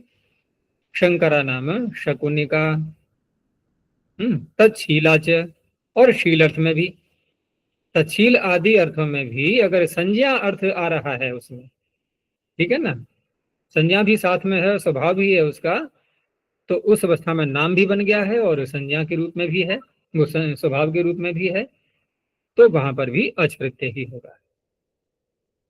तो ये धातु का यहाँ पर तात्पर्य है। अधिकरणे शेते है। अब ये अच प्रत्यय का अंतिम सूत्र है यहाँ पर। तो अब पीछे से क्योंकि कर्मणि और सुपी ये दोनों चल रहे थे, तो वैसे जो बताया था नियम वहां पर कि सकर्मक धातुओं में कर्मणि जोड़ लेना और अकर्मक के साथ में सुपी को जोड़ लेना। तो शी धातु के साथ में हमें क्या जोड़ना चाहिए? सुपी ही जुड़ेगा, ठीक है ना। लेकिन सुपी जुड़ने पर भी सुबंत तो बहुत सारी कारकों के हो सकते हैं, सूत्र में कह दिया फिर भी अधिकरण रहेगा, एक ही कारक फिर भी। लेकिन कर्मणि का संबंध तो लग नहीं पाएगा, क्योंकि अधिकरण तो अलग है, कर्म अलग है, कारक भिन्न है। तो सुपी इति संबध्यते, तो शेते धातुर अधिकरणे सुबंतो पदे अच प्रत्ययो भवति, इसलिए खे शेते इति अशयः, गर्ते शेते इति गर्तशयः। अब क्योंकि सूत्रकार ने तो अधिकरणे कहा था, वार्तिककार कुछ और ही बढ़ा रहा है कि पार्श्वादिशु उपसंख्यानम। अब पार्श्व में हम अधिकरण यानी कि सप्तमी ला नहीं सकते, ठीक है ना, पार्श्व में सोना संभव नहीं है। तो पार्श्वाभ्याम शेते, करवट से कोई सो रहा है, ठीक है ना, उसको बोलते हैं पार्श्व शयः। कोई पेट के बल सो रहा है उल्टा होकर के, उदर शयः। कोई सीधा सो रहा है जिसको चित्त बोल देते हैं, चित्त चित्त सोना ऊपर को मुख करके, तो पृष्ठ शयः, पृष्ठ नीचे आ गया। इस तरह से इन शब्दों में भी तो ये यहाँ पर व्युत्पत्ति करेंगे, जैसे पार्श्वाभ्याम, उदरेण, पृष्ठेण, यहाँ पर तृतीया से विक्रय करेंगे। यह अधिकरण न होने के कारण से वार्तिक से कहना पड़ा। आगे दिग्ध सह पूर्वाच्य, दिग्ध, दिग्ध सह शब्द पूरा एक है ये, दिग्ध सह, इसका समास कर लेंगे पहले। तो दिग्ध सह, दिग्ध का तात्पर्य यहाँ पर देह उपचय धातु से बनाएंगे।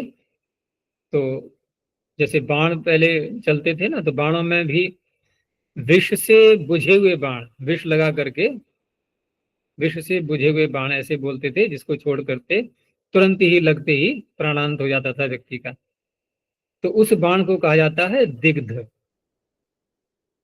ठीक है ना। तो दिग्धेन सह शेते, ये जो व्युत्पत्ति दिखाई है इसमें, यहाँ पर ये अर्थ व्युत्पत्ति है। वैसे हम शब्द दिग्ध सह को पहले बनाएंगे, ठीक है ना, दिग्ध सह को पहले बना लेंगे,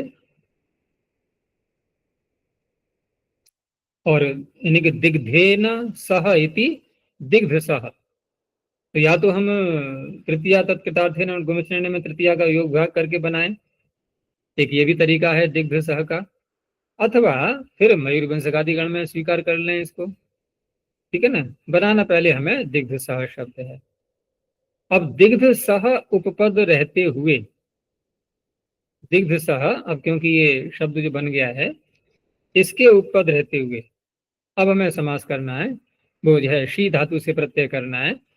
और वहां पर क्योंकि उपपद का अधिकार चल रहा है, ये उपपद कहा जा रहा है, तो अब यहाँ पर उपपद का समास भी हो जाएगा साथ में, दिग्ध सह का और शी धातु से प्रत्यय करके इनका समास भी हो जाएगा। उपपत्तमास, तब बनेगा ये दिग्ध सह शयः। तो किसी के बुझा हुआ बाण लग गया है, वो विष से बुझा हुआ, और वो लेटा हुआ है, मरणासन्न स्थिति जैसे बोलते हैं ना, वो अवस्था। भीष्म का आता है ना कि बहुत सारे बाण लगे हुए थे और शरशैया पर लेटे हुए थे वो, नीचे से भी शर, ऊपर से भी शर। कुछ अतिशयोक्तियां भी की जाती हैं उसमें, अब क्या स्थिति रही होगी वास्तविक का तो वही जानते होंगे जिन्होंने भोगा है। अनेक सारे बाण लग गए होंगे, उसको अधिकता दिखा देते हैं। आगे एक बार और दिया, उत्तानादिषु कर्तृषु, शी धातु से जो अच प्रत्यय कर रहे हैं यहाँ पर, तो उत्तान आदि कुछ और भी शब्द हैं उनके पूर्व रहते हुए, लेकिन कर्ता अर्थ में केवल। तो उत्तान शेते इति उत्तानशयः। अब यहाँ पर ये प्रथमांत पद है, उत्तान। ठीक है ना, सूत्र में तो अधिकरणे कहा था, प्राप्त नहीं था उससे। तो उत्तान है ये सोने वाले को, कर्ता को कह रहा है। अब मूर्धा शेते इति मूर्धशयः। अब मूर्धा का तात्पर्य नीचे को मुख करके, सिर करके लेटने वाला, जैसे पीछे आया था ना अभी उदर शय जैसे शब्द है, उससे भी वही अर्थ निकलेगा। उदर नीचे है तो मूर्धा भी नीचे ही होगी उसकी, मुख, मूर्धा का तात्पर्य पर मुख का भाग जो है। तो अब मूर्धशय, गिरौ डश छंदसी। अब यहाँ पर अधिकरण उत्पद रहते हुए तो ट प्रत्यय वो अच प्रत्यय कहा गया है, और गिरी अधिकरण ही लिया यहाँ पर इन्होंने। अब इसलिए प्रत्यय बदलना पड़ा है वार्तिककार को। अगर अच ही करना है तो वो तो कर ही देगा सूत्र, लेकिन ड करना है तो ड में अच में अंतर। अगर अच करेंगे तो शयः बनेगा, ड करेंगे तो शह, टीवा का लोप हो जाएगा। तो गिरौ शेते इति गिरीशः, ये ड प्रत्यय का हो गया। ठीक है, फिर अभी इतना ही रखते हैं।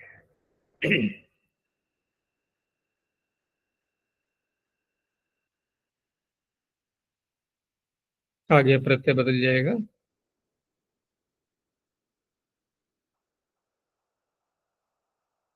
प्रणोध्वनि ओ,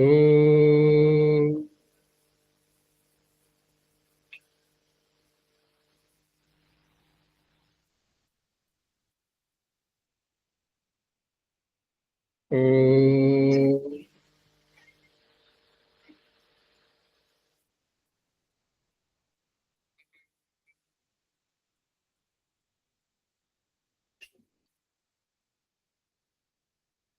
ओ,